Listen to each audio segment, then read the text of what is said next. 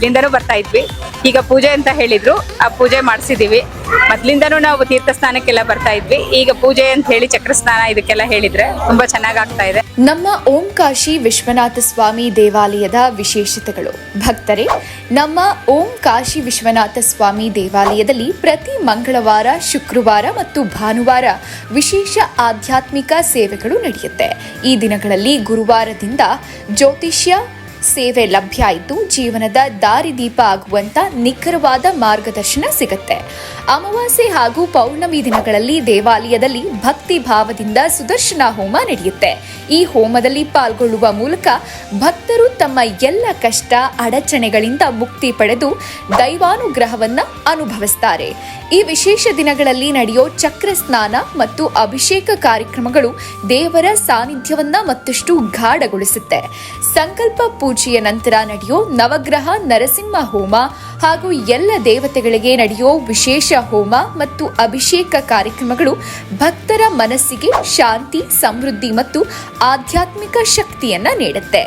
ನೀವು ನಿಮ್ಮ ಕುಟುಂಬ ಸಮೇತವಾಗಿ ಬಂದು ಈ ದಿವ್ಯ ಸೇವೆಗಳಲ್ಲಿ ಪಾಲ್ಗೊಂಡು ಶ್ರೀ ಓಂ ಕಾಶಿ ವಿಶ್ವನಾಥ ಸ್ವಾಮಿಯ ದೈವಾನುಗ್ರಹವನ್ನ ಪಡೆಯಿರಿ. ಓಂ ನಮಃ ಶಿವಾಯ. ಐತಿಹಾಸಿಕ ಸುಪ್ರಸಿದ್ಧ ಪುರಾಣ ಕ್ಷೇತ್ರ ಶ್ರೀ ಕಾಶಿ ವಿಶ್ವನಾಥ ಸ್ವಾಮಿ ಸನ್ನಿಧಾನ.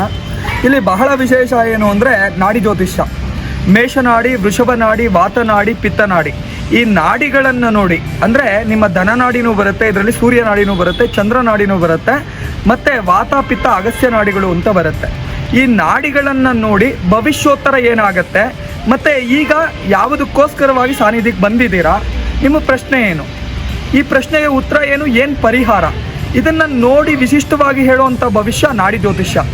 ಈ ನಾಡಿ ಜ್ಯೋತಿಷ್ಯವನ್ನು ಕೇಳೋದ್ರಿಂದ ಭೂತ, ಭವಿಷ್ಯ, ವರ್ತಮಾನ ಇವುಗಳನ್ನು ತಿಳ್ಕೊಂಡು ಮುಂದೆ ಭವಿಷ್ಯೋತ್ತರದಲ್ಲಿ ಏನು ಪೂಜೆ ಮಾಡಿದ್ರೆ ನಮ್ಗೆ ಅನುಗ್ರಹ ಆಗುತ್ತೆ, ಯಾವ ಗ್ರಹಾದಿ ದೋಷಗಳಿಂದ ನಮಗಿನ್ನೂ ಕೆಲಸ ಸಿಕ್ಕಿಲ್ಲ, ಅಥವಾ ಹಿಂದೆ ಮಾಡಿರುವಂಥ ತಪ್ಪುಗಳಿಂದ ಮಕ್ಕಳಾಗಿಲ್ಲ ಅಥವಾ ಮದುವೆ ಆಗಿಲ್ಲ, ಈ ಕಾರಣಗಳನ್ನು ಯಾವುದಕ್ಕೋಸ್ಕರವಾಗಿ ನಿಮ್ಮ ನಾಡಿಯಲ್ಲಿ ತೋರಿಸ್ತಾ ಇದೆ ಅಂದರೆ ಗ್ರಹ ನಕ್ಷತ್ರಾದಿ ದೋಷ ಇರ್ಬೋದು, ಸಂಧಿ ದೋಷಗಳಿರ್ಬೋದು, ಬ್ರಹ್ಮಹತ್ಯಾದಿ ದೋಷಗಳಿರ್ಬೋದು, ಈ ರೀತಿಯಾದಂಥಕ್ಕೆಲ್ಲದಕ್ಕೂ ಪರಿಹಾರ ಮಾಡಿಕೊಡುವಂತಹ ಏಕೈಕ ಜ್ಯೋತಿಷ್ಯ ನಾಡಿ ಜ್ಯೋತಿಷ್ಯ.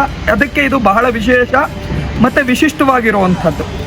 ಮತ್ತು ಸಾನ್ನಿಧ್ಯದಲ್ಲಿ ಪ್ರತಿ ಅಮಾವಾಸ್ಯೆ ಪೌರ್ಣಮಿಯಲ್ಲಿ ಕುಬೇರ ಮಹಾಲಕ್ಷ್ಮಿ ಹೋಮ ಮತ್ತು ಅಘೋರ ಹೋಮ ಮತ್ತು ಚಂದ್ರಾದಿತ್ಯ ಕುಜ ರಾಹು ಸಂಧಿ ದೋಷಗಳಿರುತ್ತೆ. ಈ ದೋಷಗಳ ಪರಿಹಾರ ಪೂರ್ವಕವಾದಂಥ ಹೋಮ ಕೈಂಕರ್ಯಗಳನ್ನು ಆಚರಣೆ ಮಾಡೋದ್ರಿಂದ ಇಷ್ಟಾರ್ಥಗಳು ಮತ್ತು ದೈವಾನುಗ್ರಹ ಪ್ರಾಪ್ತಿ ಆಗತ್ತೆ ಅಂತ ಹೇಳಿ ಇವತ್ತಿಗೆ ಸಾಕ್ಷಿ ದೈವಾನುಗ್ರಹ ಅನ್ನುವಂಥದ್ದಕ್ಕೆ ಮುಖ್ಯವಾಗಿ ನಿಮಗೆ ಕಂಡು ಬರುತ್ತೆ. ಇಲ್ಲಿ ಇಷ್ಟೊತ್ತಿನಿಂದಲೂ ಸಹ ನೀವು ಇಲ್ಲಿ ವೀಕ್ಷಣೆ ಮಾಡಿದ್ದೀರಾ, ನಿಂತಿದ್ದೀರಾ, ಪ್ರತ್ಯಕ್ಷ ಸಾಕ್ಷಿ. ನೀವು ಪೂಜೆ ಮಾಡಬೇಕಾದ್ರೆ ಮಳೆ ಬರಲಿಲ್ಲ, ಹೋಮ ಮಾಡಬೇಕಾದ್ರೆ ಮಳೆ ಬರಲಿಲ್ಲ. ಅದೇ ಹೋಮ ಕೈಂಕರ್ಯಗಳೆಲ್ಲವೂ ಮುಗಿದಾದ ಮೇಲೆ ತೀರ್ಥ ಸ್ನಾನಕ್ಕೆ ಹೋಗುವಂಥ ಸಂದರ್ಭದಲ್ಲಿ ಮಾತ್ರ ಮಳೆ ಬಂದಂಥದ್ದು ಬಹಳ ವಿಶೇಷ. ಯಾಕೆ ಅಂದರೆ ವರುಣನ ಕೃಪೆ ಆಗಿರುತ್ತೆ. ಯಾವುದೇ ಒಂದು ಪೂಜೆ ಪುನಸ್ಕಾರಗಳು ಸಂಪನ್ನವಾಗಿದೆ ಅಂತ ಗೊತ್ತಾಗೋದು ಯಾವಾಗ ಅಂದರೆ ಪೂಜೆ ಎಲ್ಲ ಮುಗಿದ ನಂತರವಾಗಿ ಮಳೆ ಬರೋದ್ರಿಂದ. ಇದು ಶಾಸ್ತ್ರನೂ ಹೇಳುತ್ತೆ, ಅಥವಾ ವಿಧಿಪೂರ್ವಕವಾಗಿ ಯಾವ ಪುರೋಹಿತರು ತಿಳಿದಿರ್ತಾರೆ ಅಂಥ ಶಾಹಿಗಳಿಗೆ ಇದು ಗೊತ್ತಿರುವಂಥದ್ದೇ ವಿಚಾರ. ಅಥವಾ ವೇದ ಆಗಮನ ತಿಳ್ಕೊಂಡಿರ್ತಾರಲ್ಲ ಅವರೆಲ್ಲರನ್ನೂ ಬೇಕಾದರೆ ಕೇಳಿ, ಯಾವ ಪೂಜೆ ಸಂಪನ್ನ ಆಗಿದೆ ಆ ಪೂಜೆಗಳೆಲ್ಲ ಮಳೆ ಬಂದಿರುವಂತಹ ಸಾವಿರಾರು ಲಕ್ಷಾಂತರ ಉದಾಹರಣೆಗಳಿದೆ. ಹಾಗಾಗಿ ಸಾನ್ನಿಧ್ಯಕ್ಕೆ ಯಾರೇ ಬಂದರೂ ಸಹ ಆ ಭಗವಂತನ ಅನುಗ್ರಹದಿಂದ ಎಲ್ಲ ಅಭಿಷ್ಟಪೂರ್ವಕವಾದಂಥ ಅನುಗ್ರಹಗಳು ಸಂಪ್ರಾಪ್ತಿ ಆಗುತ್ತೆ ಅಂತ ಹೇಳಿ. ಕರೆಕ್ಟ್. ಓಕೆ. ಆಮೇಲೆ ಇದು ನಾಡಿ ಶಾಸ್ತ್ರದ ಜೊತೆಗೆ ಬೇರೆ ಯಾವ ಶಾಸ್ತ್ರಗಳು ನಿಮ್ಮ ಪ್ರಚಲಿತವಾಗಿ ಈಗ ಜನಗಳು ಇಲ್ಲಿ ಹೇಳುವಂಥದ್ದೇ ನಾಡಿ ಜ್ಯೋತಿಷ್ಯ ಸರ್. ನಾಡಿ ಜ್ಯೋತಿಷ್ಯ ಬಿಟ್ಟು ಯಾವ ಜ್ಯೋತಿಷ್ಯನೂ ಸಹ ಇಲ್ಲಿ ಹೇಳುವಂಥದ್ದಿಲ್ಲ. ಪಂಚಾಂಗ ನೋಡುವಂಥದ್ದಿದೆ. ಒಂಟಿಕೊಪ್ಪಲ್ ಪಂಚಾಂಗ ಹಿಂದಿನಿಂದಲೂ ಸಾಂಪ್ರದಾಯಿಕವಾಗಿರುವಂತಹ ಪಂಚಾಂಗ ಆಗಿರೋದ್ರಿಂದ ಅದನ್ನು ನೋಡಿ ಅವರ ಗ್ರಹಗತಿಗಳು ನಕ್ಷತ್ರಗಳು ಹೇಳುವಂಥದ್ದು ಬಿಟ್ಟರೆ ನಾಡಿ ಜ್ಯೋತಿಷ್ಯ ಅನ್ನುವಂಥದ್ದು ನಮ್ಮ ಪೂರ್ವಿಕರಿಂದ ಬಂದಿರುವಂತಹ ಅದು ವರ. ಎಲ್ಲರೂ ನಾಡಿ ಜ್ಯೋತಿಷ್ಯ ಹೇಳಲ್ಲ, ಅದು ತಮಿಳುನಾಡು ಹೇಳ್ತಾರೆ, ಅದು ಬೇರೆ ನಾಡಿ ಜ್ಯೋತಿಷ್ಯ. ಅದು ಅಗಸ್ತ್ಯ ನಾಡಿ, ಶಿವನಾಡಿ ಅಂತ ಬರುತ್ತೆ, ಅದು ತಾಳೆಗರಿಲಿ ನೋಡಿ ಹೇಳುವಂಥದ್ದು. ನಾವು ನೋಡುವಂಥದ್ದು ಕೈಯಲ್ಲಿ ಇರುವಂಥ ನಾಡಿಯನ್ನ. ನಾಡಿ ನೋಡಿದ್ರೆ ಏನು ಹೇಳ್ಬೋದು, ಹೃದಯ ಬಡಿತ ಎಷ್ಟಿದೆ ಅಂತ ಹೇಳ್ಬೋದು. ಆದರೆ ಭವಿಷ್ಯ ಹೇಳುವಂಥದ್ದು ಬಹಳ ವಿಶೇಷವಾಗಿರುತ್ತೆ. ಅದಕ್ಕೆ ಸಾನ್ನಿಧ್ಯ ನಾಡಿ ಜ್ಯೋತಿಷ್ಯ ಅನ್ನುವಂಥದ್ದು ಬಹಳ ವಿಶೇಷವಾಗಿರುತ್ತೆ. ನಮಸ್ತೆ, ನನ್ನ ಹೆಸರು ಮಹೇಶ್ ಅಂತ, ರಾಜಾಜಿನಗರದಿಂದ ಬಂದಿದ್ದೀನಿ. ಯಲಹಂಕದಲ್ಲಿ ಕಾಶಿ ವಿಶ್ವನಾಥ ದೇವಸ್ಥಾನಕ್ಕೆ ನಾ ಯೂಟ್ಯೂಬಲ್ಲಿ ತುಂಬ ಕೇಳಿದ್ದೆ. ಹೋಗೋಣ ಅಂದ್ಕೊಂಡೆ, ಟೈಮ್ ಇವಾಗ ಬಂತು. ನಾನು ಬಂದು ನೋಡಿದೆ, ನಾಡಿ ಶಾಸ್ತ್ರ ಎಲ್ಲ ಹೇಳ್ತೀನಿ ಅಂತ ಹೇಳಿದ್ರು. ನಂಬಿಕೆ ಇರಲಿಲ್ಲ, ಎಲ್ಲ ಒಂದು ಬಿಲೀವ್ ನೋಡೋಣ ಅಂತ.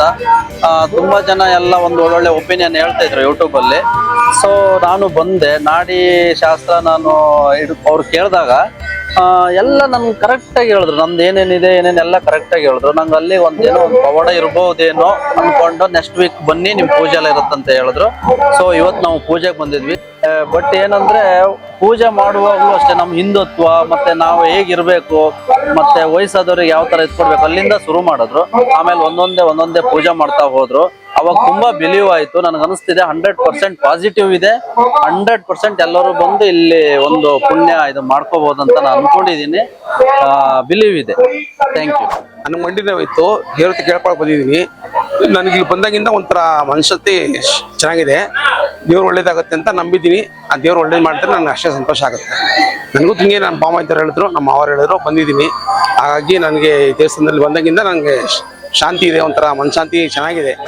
ಹೇಗೆ ಅನಿಸ್ತು ಇವತ್ತು ನಾಡಿ ಶಾಸ್ತ್ರ ಪೂಜೆ ಆಗಿ? ನಾವು ಹೋದ ವಾರ ಬಂದಿದ್ವಿ, ನಾಡಿ ಶಾಸ್ತ್ರ ಹೇಳಿದ್ರು ಕರೆಕ್ಟ್ ಆಗಿದೆ ಅನ್ಸಿ. ಇವತ್ತು ಪೂಜೆಗೆ ಹೇಳಿದ್ರು, ಪೂಜೆಗೆ ಬಂದಿದ್ವಿ.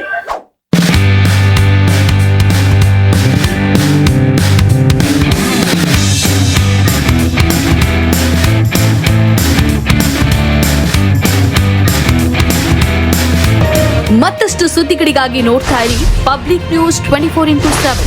ಇದು ಸತ್ಯದ ಧ್ವನಿ.